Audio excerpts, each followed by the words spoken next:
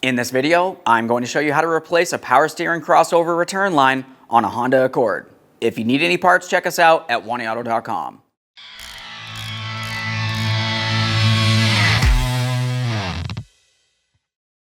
Okay friend, let's get started on our job.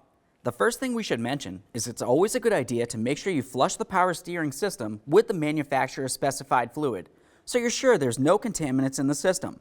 Aside from that, it's also a good idea to remove as much of the fluid from in the system once you're done as possible.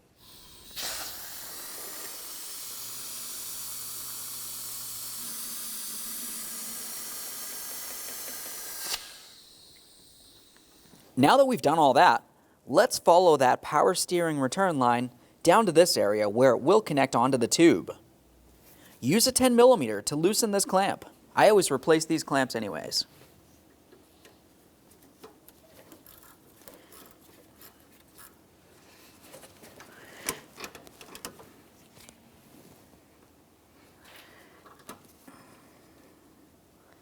Set that aside for recycling.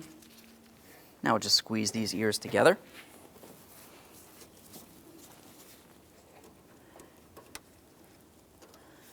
Slide the clamp right on down that line. Take hold of the hose, give it a twist to separate it from the steel line. While I'm twisting, I'm also going to lift up here so we can separate this. There we are. Quick inspection of our rubber hose. Make sure that is still reusable and it's not torn, worn, or damaged. With that hose disconnected, let's follow that power steering return line down to where it connects onto the subframe. You should find that you have a plastic retaining clip right across this area. Ours is broken. Typically for this, all you would need to do is use a small screwdriver or a pick. Get in between this area and gently separate it and lift up on the upper tab to remove the line from this area. Now once you've done so, you don't want to move it too much because there is another one of these clips a little bit further down. But we're going to pause up here and carefully raise and support the vehicle so we can make our way inside of that right front wheel well. To gain access, let's safely raise and support the front of the vehicle, remove all 5 of our 19mm lug nuts, and then the passenger side front wheel.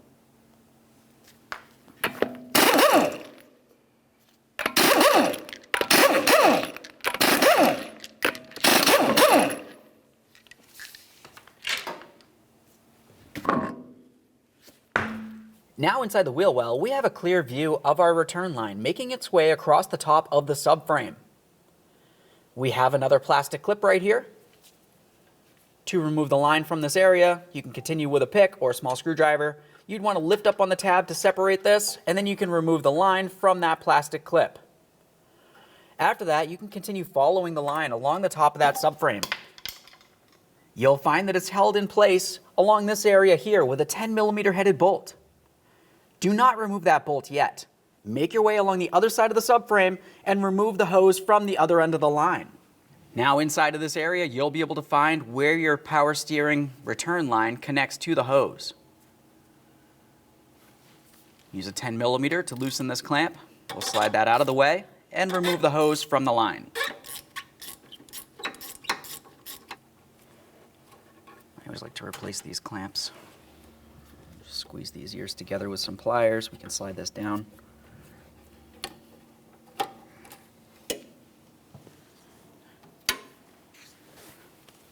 Now we'll take hold of the hose, give it a little twist, and start separating it from this area. There's the probability there will be power steering fluid still inside of this area. It's a low point. Make sure you have your collection bucket under here. Now we can take hold of this, start sliding it off of there.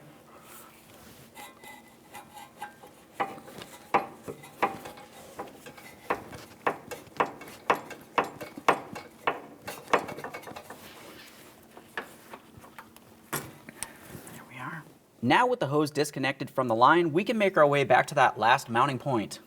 We'll be using a 10mm to remove the mounting bolt. You'll find that the bracket is holding in place on the line. This will be easiest to remove once you have the line removed from the vehicle.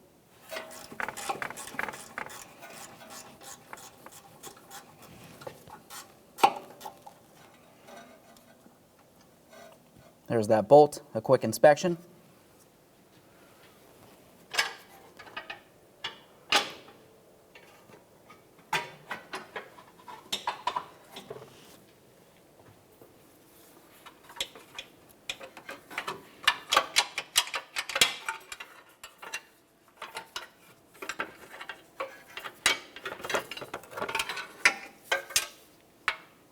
Let's have a close look at the original line. You remember the bracket that we had to remove from the subframe of the vehicle with that 10mm headed bolt. We'll be reusing the metal aspect of the bracket. To reuse this, just go ahead and use a screwdriver right in between the ear and the area of the bracket so you can gently separate it enough that we can slide this out of place and remove it from the line.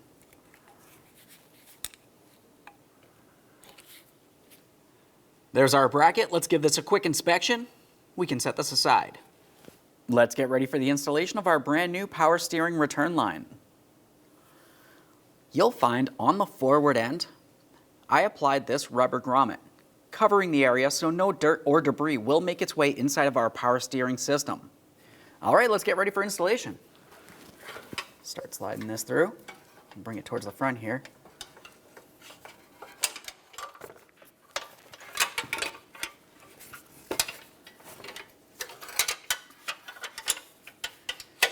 Now we can start aligning the rearward part here. Once again, you may have to flex this line a little bit. You want to be extremely careful not to crimp it or damage it in any way. By doing that, you can cause a restriction and you're going to have a power steering issue.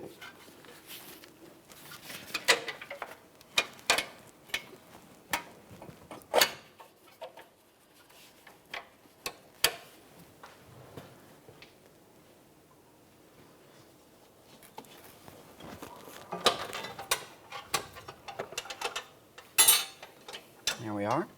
Now that we have the line in place, let's continue on with our mounting bracket. You can take this, slide it over the line, align your mounting bolt hole, and go ahead and install that 10mm headed bolt and snug it up.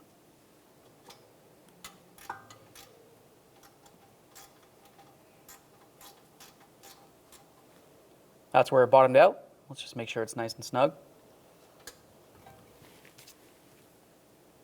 Since we had pried this bracket apart to remove it from the original line, it's important to make sure that you put the new line in the proper position and then use some pliers to crimp this shut. Of course, you do want to make sure that there's no part of the metal bracket up against the metal part of your return line. It should just have rubber in this area. Take hold of the line, give it a wiggle, make sure it is secured in this place. Let's reconnect our power steering hose to the power steering line. Take the two, squeeze them together, bring that hose all the way up to this piece here. Once you've done that, you would want to continue on with installing your clamp and make sure it's nice and tight. Just try to squeeze that together.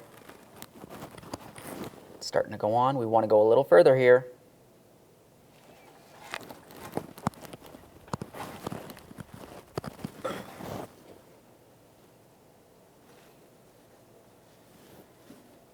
Let's get the clamp on there. For this clamp, I'll be using a 1/4-inch socket. If you're using the original, just go ahead and use a 10mm.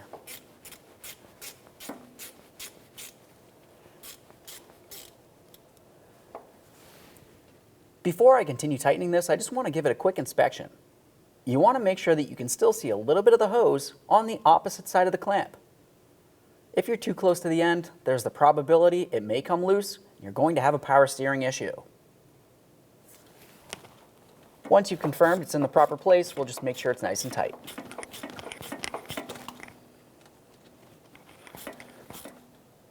Right there is bottomed out. Make sure it's tight. Now let's continue moving forward. You remember that there should be several mounting points that make their way across the subframe, holding the line in place. Ours were broken, but it's important to make sure that this is secured. Now with that said, I'm going to leave the original clip inside the area here, so it creates a gap in between the two metal areas. We don't want them rubbing together. Continue on with a wire tie. We'll get this in place, bring it right on up and over that line, and strap it in so it's nice and tight.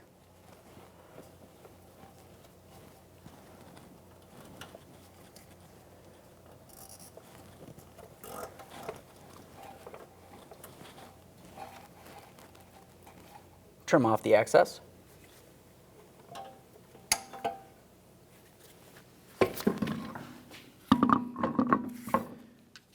Reinstall your wheel.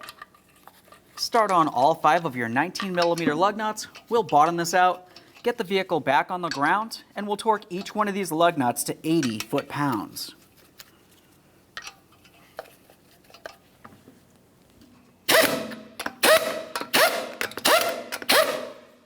With the wheels safely on the ground, continue torquing these in a crisscross manner.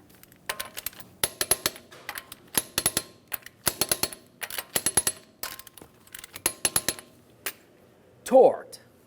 Now up inside the engine compartment, we'll be down along the passenger side here. We're going to press that line into its clip and lock it. If yours is broken like ours was, you can go ahead and use a wire tie.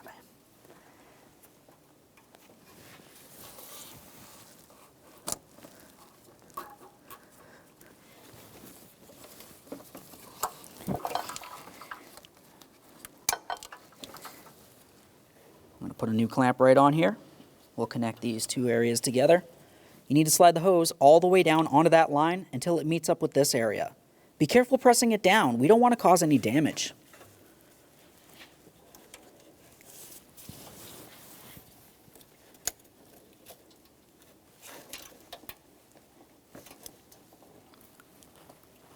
Install the clamp in the proper position, making sure that you do have hose showing on both sides of it.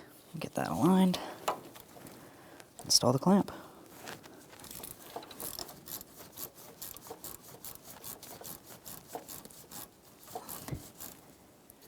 Double check to make sure you can see hose on both sides of that clamp. This looks good. Let's fill up that power steering system. Making sure that you're using the manufacturer specified fluid, we'll continue adding until we're up to the add lines. You can see right in that reservoir, I'm at the first line, I'll bring it right up to the second line. Now that we have the power steering reservoir filled up to this level, let's carefully raise and support the front of the vehicle, just enough so the wheels are off the ground. Put the key in the on position and turn your steering wheel from one side all the way over to the other. We're going to do this nice and slow. Once we've made it to that side, we'll continue by going back and forth slowly to each of the stop points. While doing so, you will notice that air will make its way out of the system.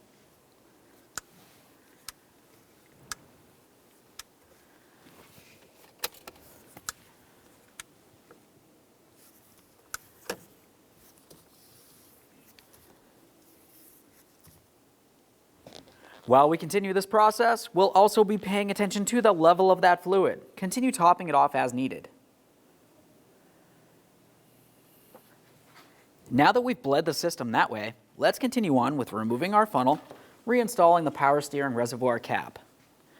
Now we want to get inside the passenger compartment, start up the vehicle and let it run for approximately 5 seconds and turn it right back off. Make your way back out here and double check that power steering fluid level. Typically, it will get drawn down a little bit. Top it off with that manufacturer specified fluid, reinstall the cap, and then run the vehicle for a little while longer. While doing so, make sure you check for power steering fluid leaks.